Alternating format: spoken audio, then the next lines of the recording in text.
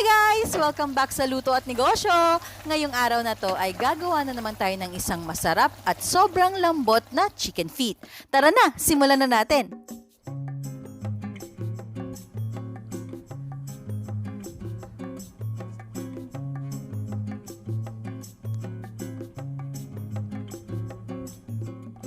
So una ang gagawin natin ay imamarinate natin ang ating chicken feet.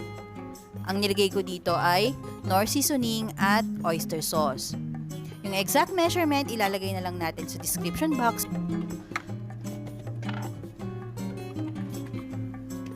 Then naglagay ako ng pepper. Haluin nyo lang mabuti. Make sure na naghugas kayo ng kamay.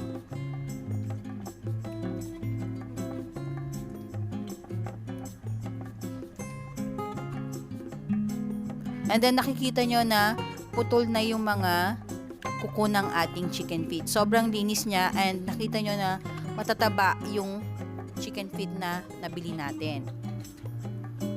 Dito maglalagay tayo ng oil and then ang gagawin natin ay ipiprito lang natin ang ating chicken feet para hindi masira yung mga balat niya.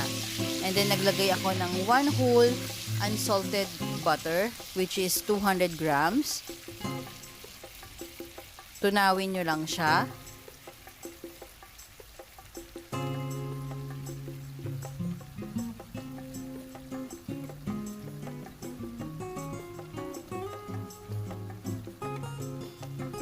By the way guys, kung bago pa lamang kayo sa aming channel, huwag niyong kalimutan mag-like, share, and subscribe para updated kayo sa lahat ng aming mga videos. As you can see, natunaw na yung ating butter. So, nilagay ko ng aking chicken feet. And then,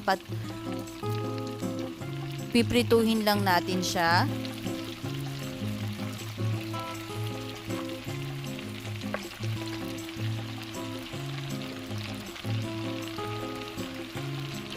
Yung iba kasi, ang ginagawa nila ay pinapakuluan nila, which is hindi yun maganda sa chicken feet kasi masisira yung balat. Ang magandang gawin is iprito nyo muna siya para intact yung mga balat niya.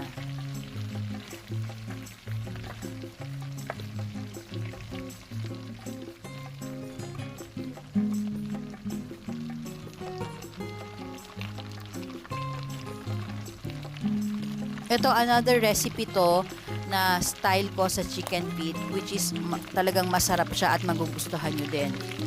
Kasi yung una nating video, Dimsum style, ito naman, it's a different style with a twist. Sweet and spicy ang lasa niya.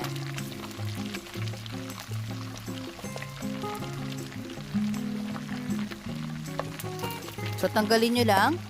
And then, repeat procedure lang tayo sa mga natira nating chicken feet.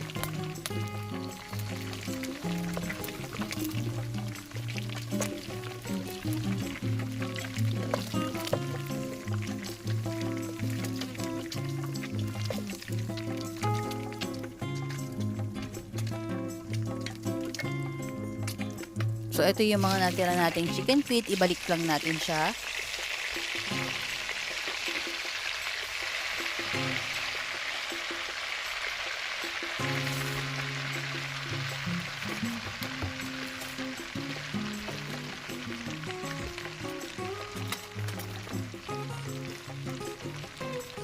Haluin at balik na rin. So, ayan na, luto na ang ating chicken feet. Diba, maganda na yung pagkulay niya. And then dito, in the same pan, dito na tayo maggigisa. Gagamitin lang natin yung same pan. So, dito naglagay ako ng onion.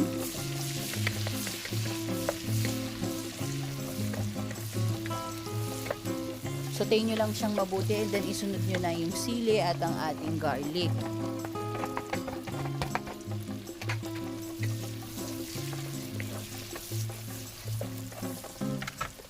Then mag-add kayo ng pepper.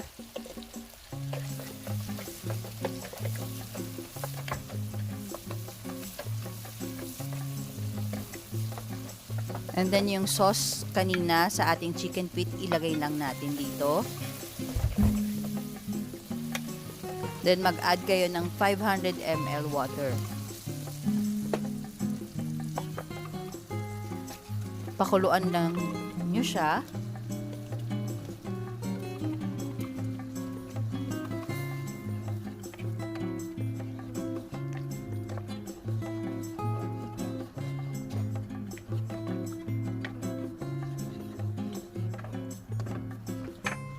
Then yung mga pinrito nating chicken feet, ilalagay na natin dito at sabay natin silang pakukuluan hanggang sa maging tender at malambot na talaga ang ating chicken feet.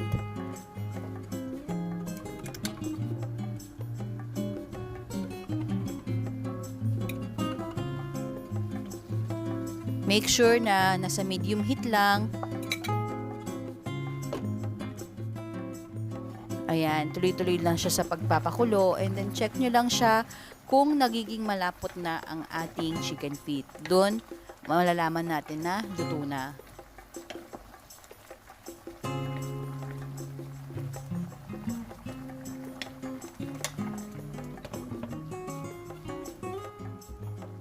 Haluin nyo lang siyang mabuti.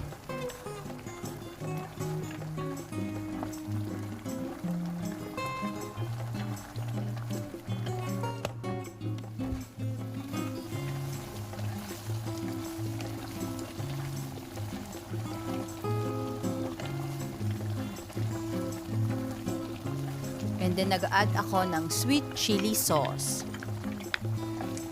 Isa yan sa nagpapasarap ng ating chicken feet. And then 1 tablespoon of sugar para mabalanse ang lasa. And then pepper.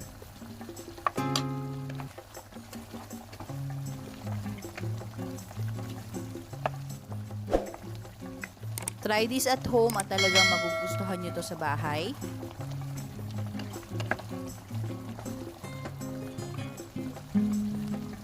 Pakuluan for a few minutes.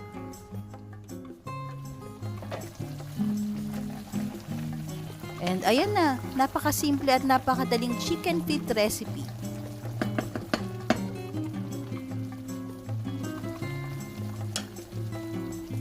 I hope you enjoy watching this video.